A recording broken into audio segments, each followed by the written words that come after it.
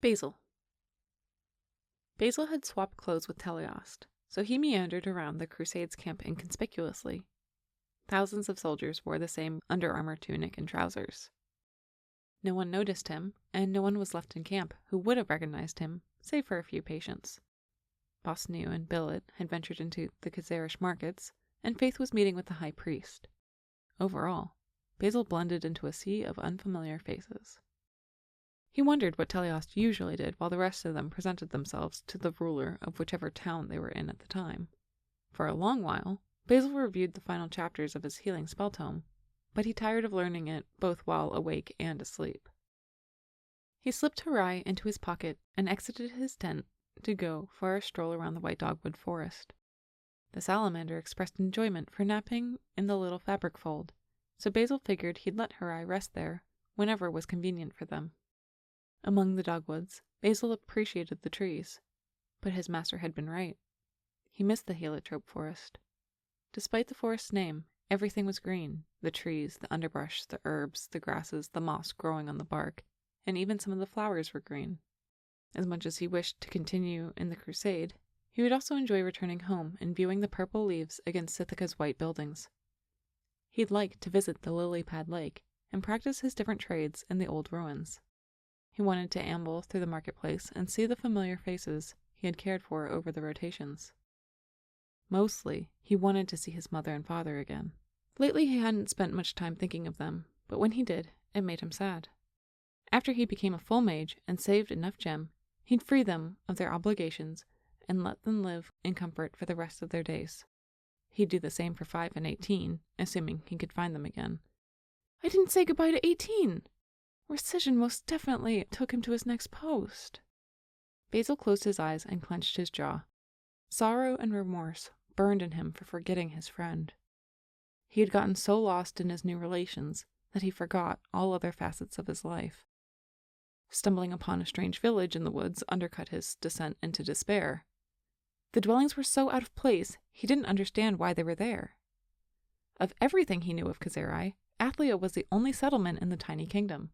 There weren't supposed to be any other cities or towns other than the capital city. Yet the village was full of workers. It was different from every other town he'd been to. There weren't any businesses in the village, there were no mannequins advertising wares, and no signs hung above shops announcing local blacksmiths, breweries, or inns. Yet everyone appeared to know where they were going and what to do. You look lost.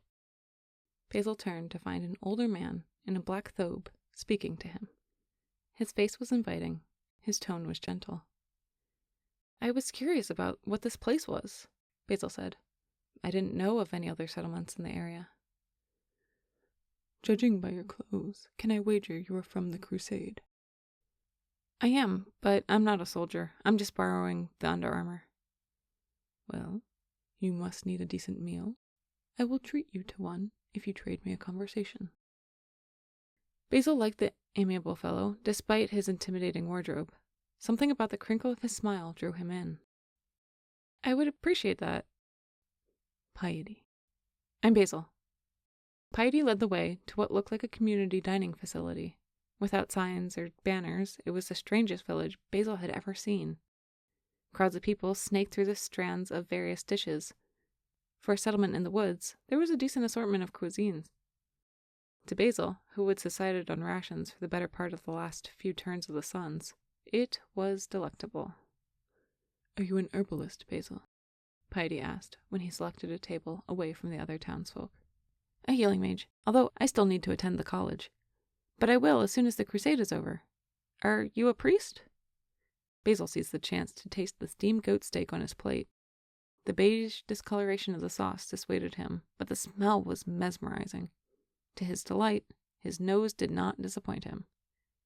I am a man of faith, Piety said. I hope that doesn't scare you off. I know sometimes people are not inclined to engage with priests. The priestess from the crusade has helped me a good deal. What's her name? I may have met her during my travels. Faith. She's from Vetron, but she's on the older side. So am I, Piety said. Even more than you are. You've only gone partial gray. Her hair is practically white. Piety laughed and patted his peppered scalp. The name doesn't sound familiar. If you don't mind my prying, what do you usually discuss with Faith? Basil didn't mind. The usual, healthy mind, healthy soul, healthy body stuff. We talked about temptation and other faiths. Other faiths? She explained the Harpies' religion of fatism. It was fascinating. I hadn't heard anything of it before. She's also offered to explain some of the others, too. Please don't think she's been preaching heresy. There were a few concepts she found easier to explain by examining what others valued and worshipped. I would think nothing of the sort. I, too, am fond of other belief systems. You are? Basil asked. Certainly. Take demonism. I've never been taught anything about it. Basil flushed in ignorant embarrassment. That is a shame. Their main tenet is similar to angelism's. What's that? Piety swallowed a bite of a dahlia bulb. Balance. Basil cocked his head in curiosity. Piety explained. Demonists seek to give proper credit where credit is due, and thus to worship the demons for their sacrifice. Sacrifice? They are constantly suffering. Would any being choose to suffer if they didn't have to, for all eternity? But they do. Rather than ridding their suffering onto us with their curses, they hold them inside themselves. Demonists worship them for containing as much of their pain as they can, rather than unleashing it, except to judge those who they see as deserving of it. If angels are worthy of receiving credit for aiding people they deem as wholesome, then demons should likewise be worthy of praise for only harming the wicked. I hadn't considered that. I always feared that a demon would curse me when I did anything bad. Such fear was the reason Basil had never snuck away to leave Sithica's weather barrier against his master's wishes, among a host of other impulsive acts. That is solely what angelism preaches. That is not what demonists believe. Why is demonism outlawed to practice, then? There have been cases where extremists prayed for curses upon those that others labeled good people. Some angelist priests misattribute misguided individual actions to the religion as a whole, but they do so out of ignorance. Such misunderstandings perpetuate easily, unfortunately. Opinions are subjective, and curses are not. They are pure destruction, and that is a concept that terrifies people. Destruction isn't inherently immoral. Piety looked over Basil. You don't think so? No, as a healing mage, I have to destroy infectious colonies of bacteria, viruses, and harmful growths of cancerous cells. If I didn't kill them, people might die or lose an appendage. Right you are, Piety said gaily. Similarly, if a social or political system harms humanity, its destruction would be welcomed by many. But not everyone has your same experience. Also, like you, they do not understand the core belief system, only what their religion's figurehead tells them. That's unfortunate. I can see the merits of it. Basil swallowed another cube of meat. You know, Basil, I'm glad to hear you say that. The pair paused to eat for a time before Basil asked, "What is this place? Does it have a name?" It's only been recently formed, so it does not have a name, but it is a place for those who do not have one. What do you mean? It's a home for those who have lost theirs, those who have been ostracized, those who are outsiders, and those society deems strange or worthless. Ex-slaves, the homeless, ex-prisoners, the disabled, the mentally ill, and many others. We live together because we value the contributions of each other, and we provide a home for each other. You don't turn over runaway slaves? Basil asked with an idea popping into his head. If someone wishes to change their life circumstances, that is their prerogative. We support anyone who comes to us, without judgment. Theoretically, if I knew someone who might want to come here, but couldn't because of their current circumstances, would you have any advice? Basil asked, thinking of 18. If this hypothetical person is yourself, then I would say nothing. We each contribute to the group in exchange for food, and free shelter is provided. Then you would be encouraged to produce whatever craft you enjoy, and share it with the others as often as you like. That's it. However, if you are referring to someone in chains, I give you this piece of knowledge. When presented with a tray of food, after you eat, flip the tray over along with any other utensils or dishware that you use. After a guardian clears the dishes, you will find yourself walking free. Basil's brow furrowed, confused. Oh, come now. As a healing mage, surely you are aware of the words and wisdom of the mages. This is the wisdom of the incarcerators. Basil knew what the words of the mages meant, but he hadn't known what they were. Had Watercress not confirmed their existence, he would have thought they were a myth perpetuated by the general public's misunderstanding of mages. Given that, Basil believed the priest. Piety looked out a nearby window to check the sun's positions in the sky. I should be returning to work. If the crusade is still in town tomorrow, I would love to speak with you again. Basil intended to return the following day. He had liked the concepts that Piety had shared with him, and he was intrigued to learn more, but his priority had to be getting the words of the incarcerators to 18. As soon as he returned from the village, Basil explored the perimeter of the impenetrable castle's outer gate to search for the entrance to the mines. With the other soldiers meandering around, he didn't particularly look out of place. After a brief search, he learned that the adit was not accessible outside of Athlia's outermost wall. During the evening service, he searched for Rescission, and for the first evening since the start of the crusade, the slave merchant attended it alone. With the confirmation that 18 was no longer with the slave trader, Basil planned how to get Piety's words of knowledge and freedom to him. He would only honor his master's request to remain outside the castle if he could send his message without being there himself. Basil's first request would be of his friends after they returned from introducing themselves to the High King. He anticipated they would have returned long ago, but they had likely gotten caught up in the procession and promenade. Of all of them, Anates was the first to return. How did everything go? Basil asked after he established a sound barrier. Better than anticipated. Teleos did a great job avoiding suspicion and convinced everyone he was you. Crusade and I split off soon after the introductions, but we caught up with him in time after the feast. They raved over everything, the food, the speeches, getting to see Ether in person, all of it. I'm surprised Teleos would care about Ether at all given his lack of concern for angelism, Basil said. We thought the same. Teleos said he was excited to meet Ether because he was famous. That does sound like Teleos, Basil grinned. Anates shared a knowing smirk. Where did Celestine go? She should be back by now. Basil looked around fruitlessly. Her mirth drained. What? He asked. Basil, I need to tell you something. Anates wrinkled her brows pityingly. He assumed it was bad. Tell me. She sucked in a long breath and recounted everything she had seen and felt around the princess since the crusade had left Trelia. Often, Basil cut Anates off to rationalize Celestine's words and actions.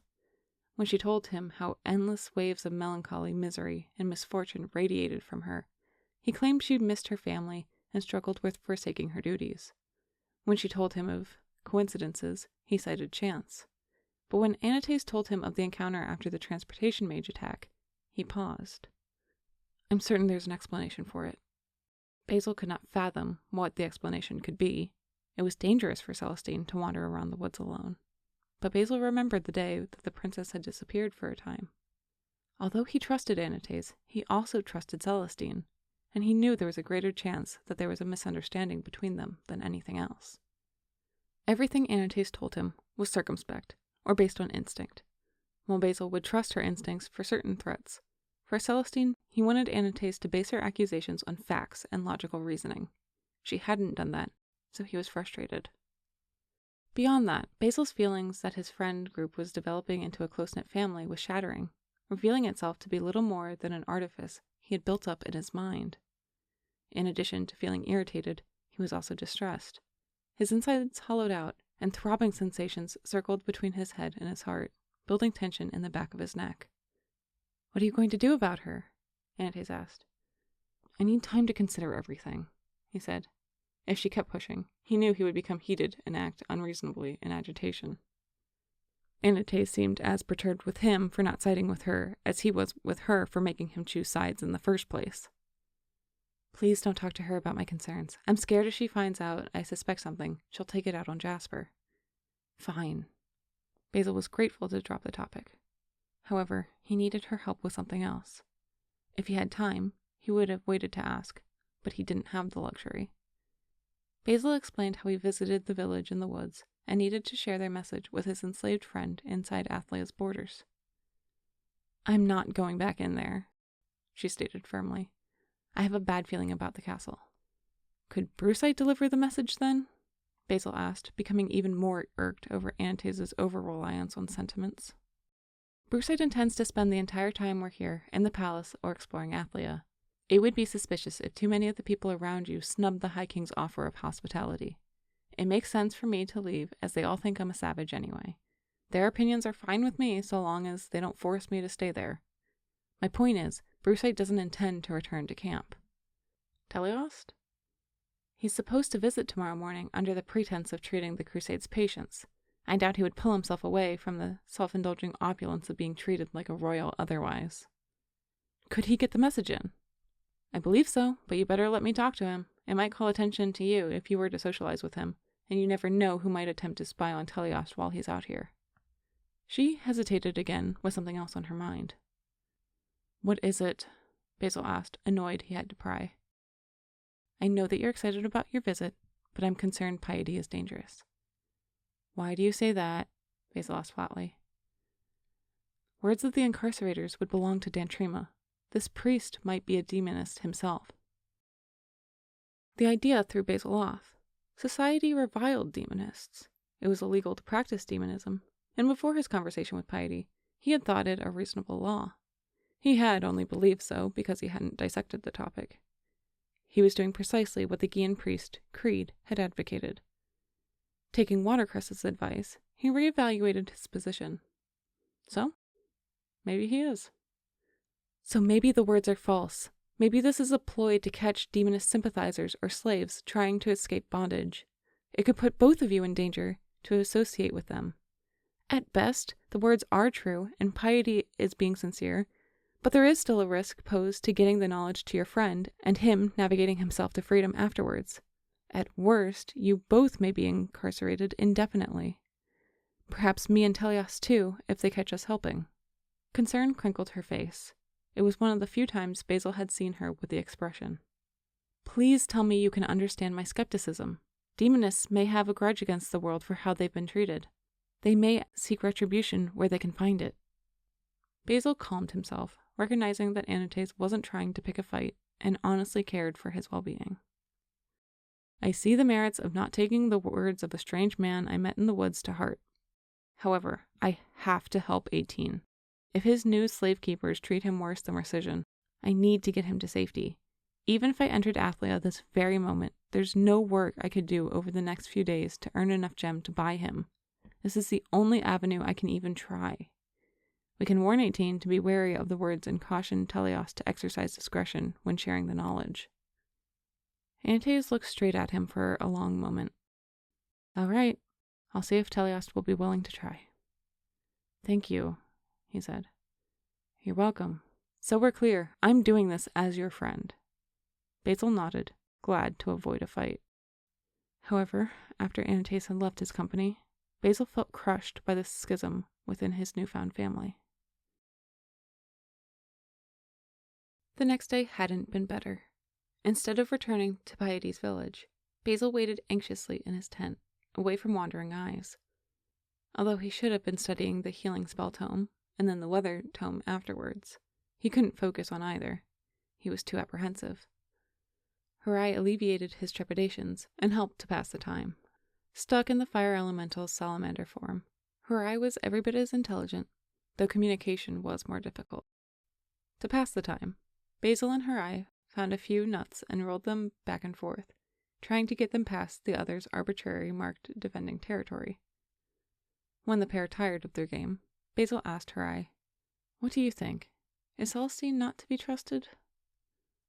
The orange salamander only climbed into his hand in response. Basil reviewed every interaction he could remember with Celestine. He tried to remember how Antaeus had reacted previously, but he didn't have any memories of Antaeus when Celestine was around to recount. He had been absorbed with Celestine. Her beautiful soul purified their corrupt world. She always found the light in the shadows where no one else could. There must have been an explanation for the bizarre occurrences. At Basil's sustained fretting, her eyes squeezed Basil's fingers between their tiny toes. Basil wished to speak with Jasper to gain his perspective on the transportation mage incident, but after a sweep around the massive campsite, he learned that the noble was staying in the castle. Shortly after, Anates returned with a couple of pigeons for them to split. "You know you don't have to find food for me. I appreciate it, but especially when we're in town, the quality of the rations greatly improves." Anates shrugged. "It's no bother. At least you know it's fresh. Besides, I appreciate the cephallum. I always save you the best of the stock." His playful tone hushed as his words turned more serious. What happened with Teleost? She started to pluck the feathers off their meals. "Apparently, your friend wasn't too difficult to find." Teleost went up to the mines manager and asked about a recently arrived slave. She took him directly to him. Anyway, 18 said he was touched that you cared enough to tell him. He said he would use the demoness words as a last resort. If you need to get in contact with 18 again, he can be reached via the post as the immovable boulder, and he said to tell you farewell. Basil smiled. His friend had used the childhood nickname in place of a newly assigned number. "Thank you, and when you see Teleost again, please thank him for me, too." "I will."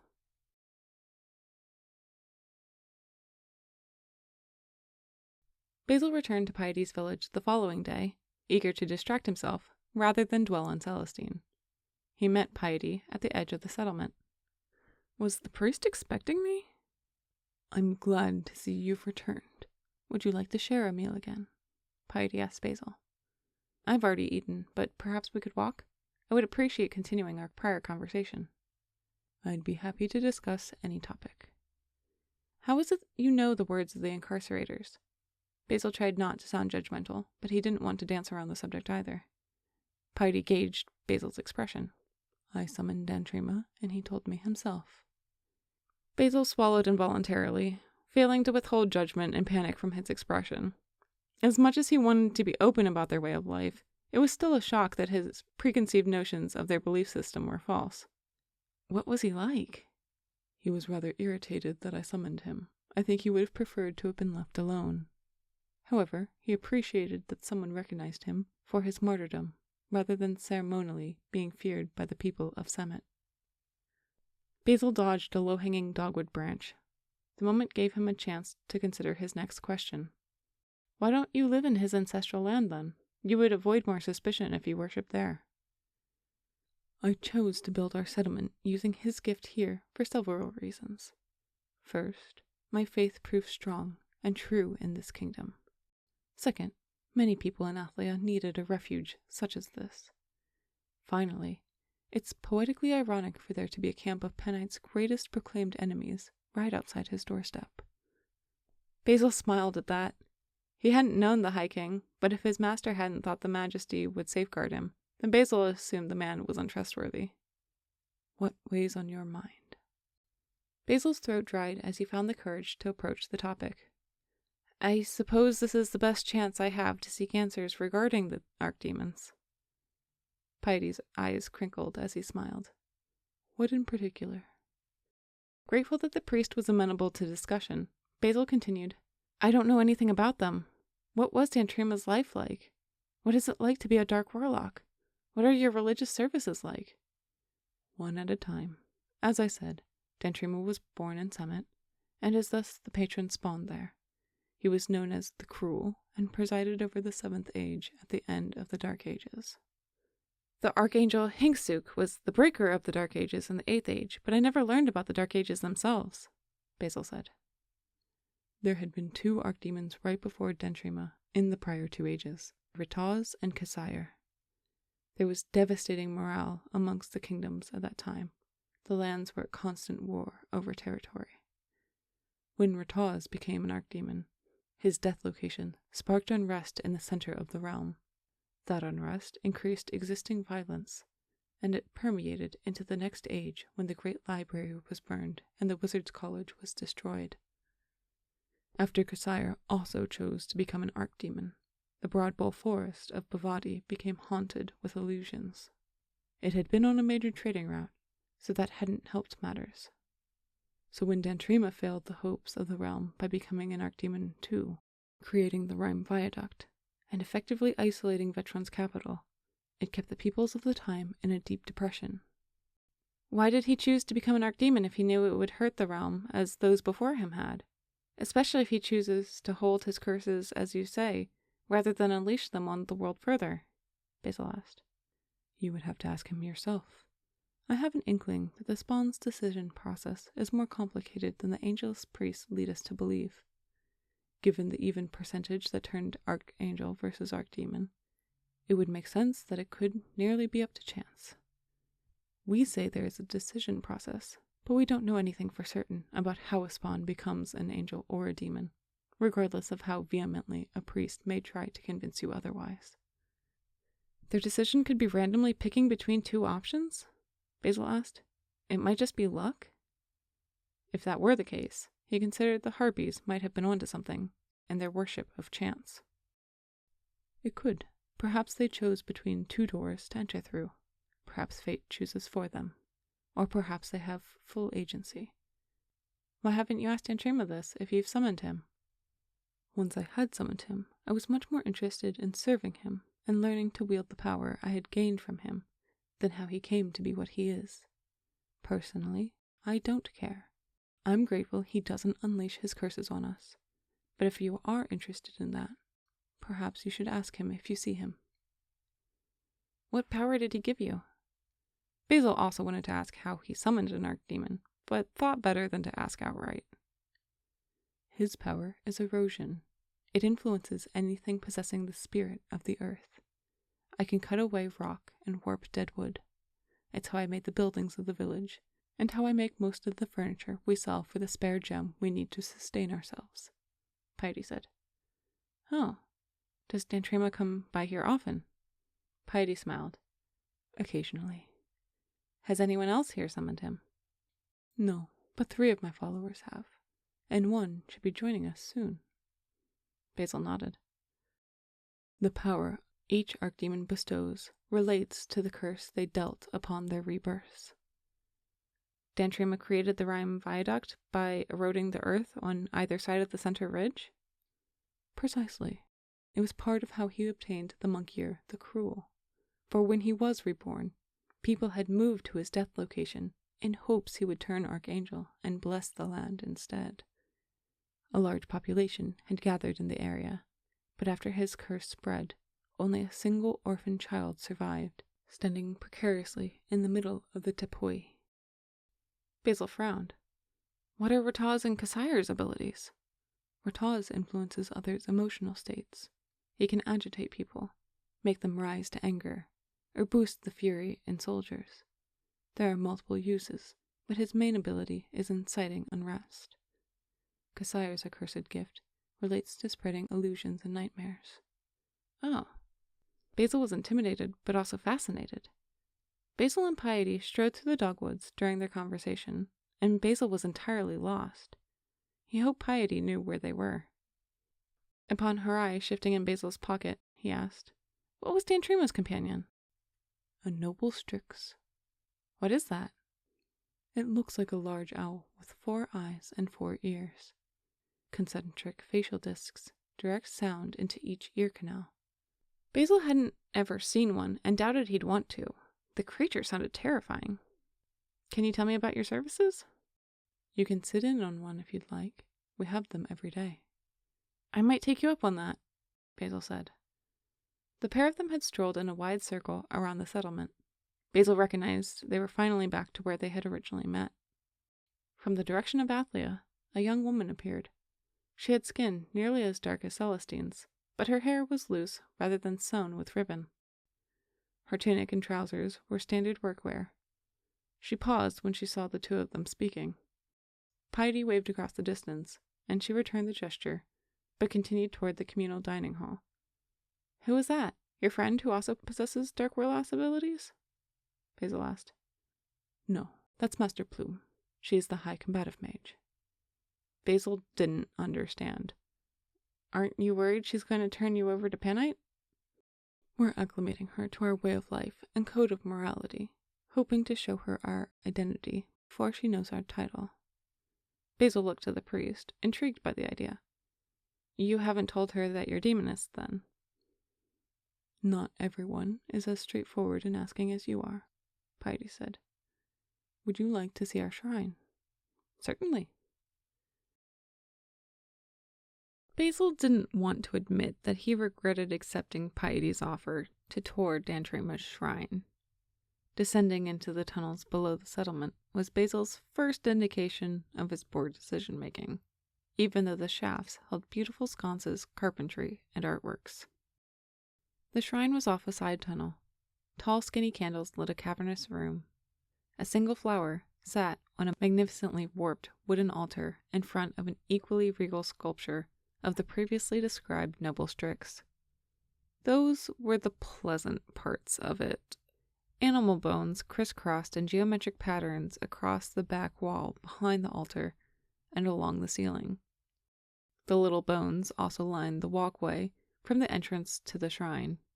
To the sides of the cavern sat a cart holding a bowl and a couple of crystal decanters filled with different colored liquids. Basil dared to ask, "What are those for?" "The decanters."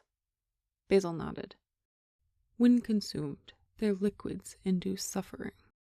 It is an arcane tradition to have them present during services to represent the suffering of the archdemons. No one drinks them, though, right?" "Certainly not. Consuming either angel's tears or wraith's blood would be a worse torment than any performed in this physical plane." Basil was about to ask what Piety meant when a clawed arm reached through the altar. The flames of the candles turned brown. Basil looked around, panicked, then refocused on the massive form clawing its way into the cavern. Basil nearly pissed himself. It was Dantrima. The gnarled creature overwhelmed Basil's senses. The leathery wings brushed a gust of stagnant cave air against Basil's face, and with it came the smell of deterioration. His eyes took in the twisted flesh of the demon before him, and his heavy breathing sounded like that of a dangerous predator. "Curious specimen you found today, Piety," the archdemon said. Basil instinctively retreated, and Dantrima moved forward from the altar to the entrance. "It's okay, Basil. You're safe." Piety was as composed as though the monster before them was his longtime friend. "I'm not going to hurt you, Fleurin." Dantrima approached Basil. Basil was startled that the archdemon referred to him with the holy word for beginning flame. It was usually endearing terminology nursemaids used when tending to infants, like fawn, cub, or kitten.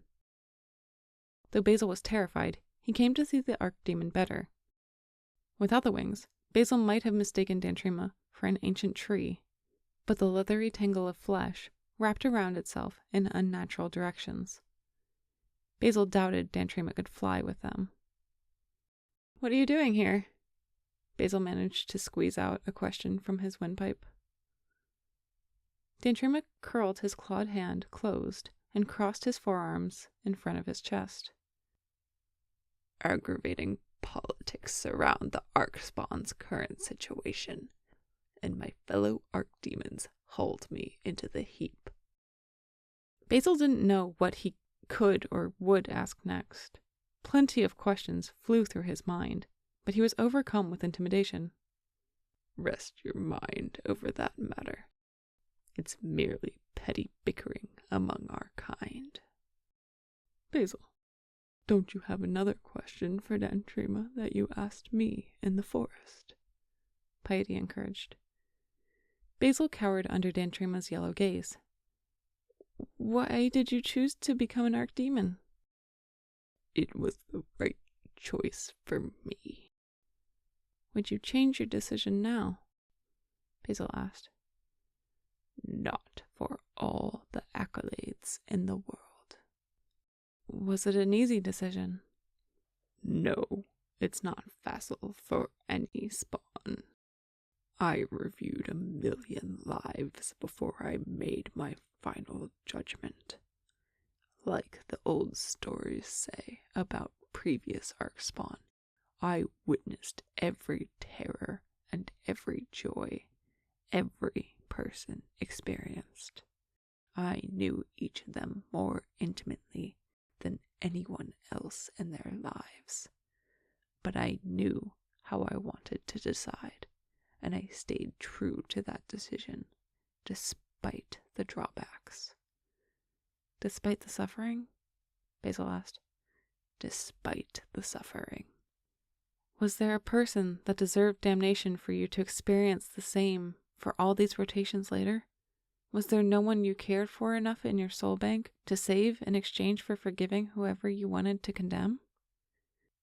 Dantrima found amusement in the question. In a group that size, there are many who deserve damnation, even if I understood what in their life led them to their choices. Ultimately, I made my decision because of those I loved.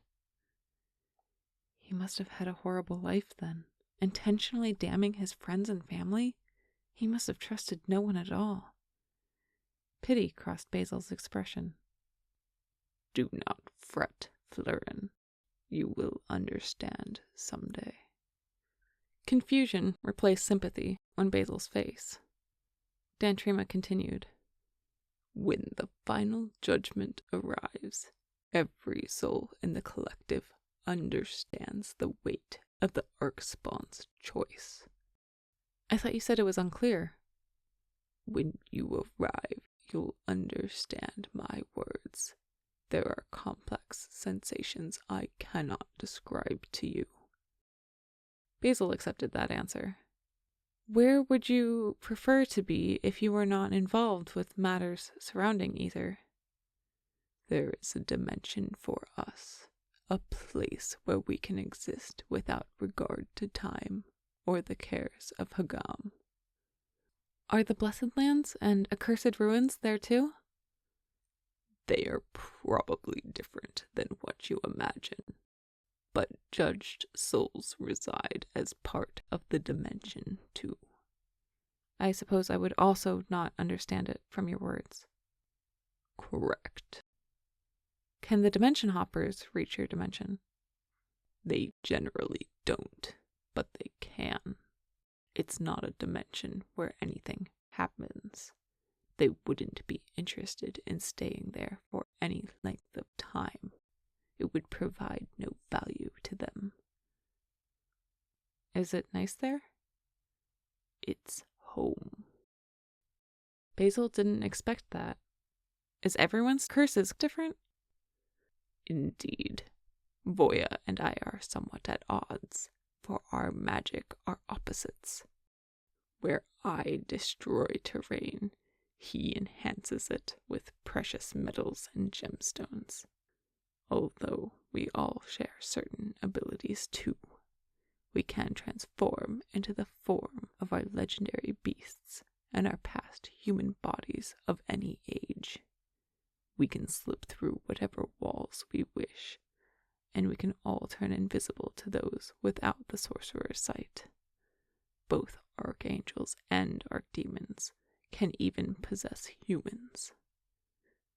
Do archangels and archdemons hate each other? Dantrima shook his head, twisting his warped flesh further. Not inherently. We made dramatically different decisions in death, but our philosophies do not define us entirely.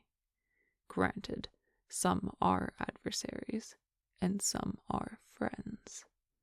As an example, I am furious with Blau for spreading my summoning spell among humans as a means for initially extracting me from our home dimension.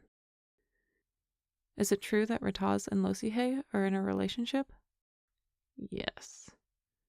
Are they the only ones? Currently, yes. Occasionally, there are short-term relations with one another or with humans. Yet, it's painful to engage with humankind. Inevitably, they will die and be judged and be left in either a state of complete misery or exaltation for the rest of eternity. Given complexities of relationships, the limited range of emotions that archspawn of old experience don't bode well to foster meaningful rapport. Basil's brows arched. That must be lonely.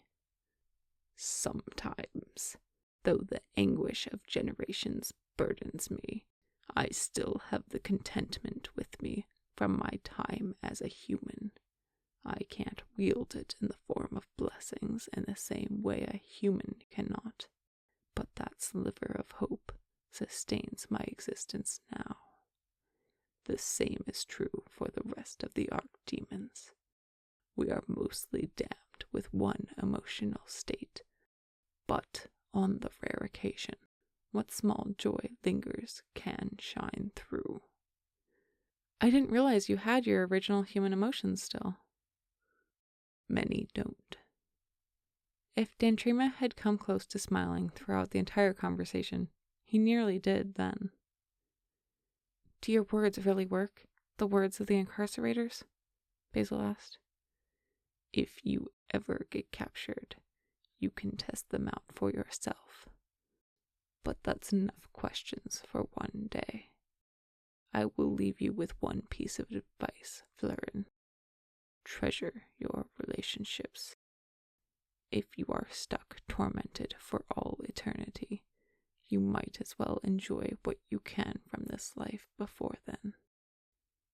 I have faith in the spawn of Vetron. I believe I will find salvation. Dantrima studied him for a long moment, as if he were reviewing Basil's own life. We'll see.